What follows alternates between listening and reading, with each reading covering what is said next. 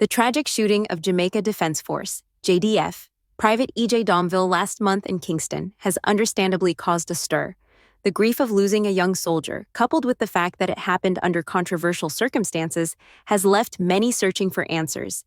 However, the recent reports of a man being taken into custody in connection with the case have raised some questions about how the media handles certain narratives.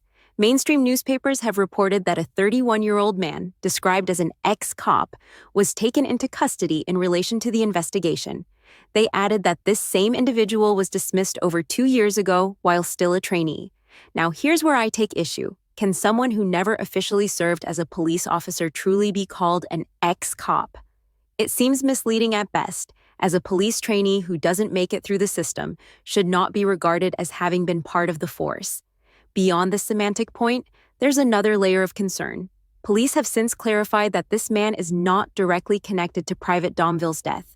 So why was the initial narrative so strongly tilted towards suggesting otherwise? It seems the moment this individual was taken into custody, the media was quick to tie him into the bigger story, perhaps eager to fill in blanks without enough solid information. This rush for a good headline too often clouds the real issue at hand. In this case, a JDF soldier has lost his life, and there is a grieving family looking for closure and justice. Instead of focusing on the facts as they emerge, the ex-cop angle distracts from the real investigation and, quite frankly, adds unnecessary sensationalism. It's understandable that media outlets need to capture attention, but at what cost?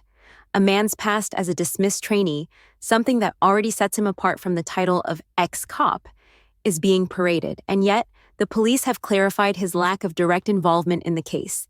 This should give us pause as we consider how easily information is spun into something more sensational than factual.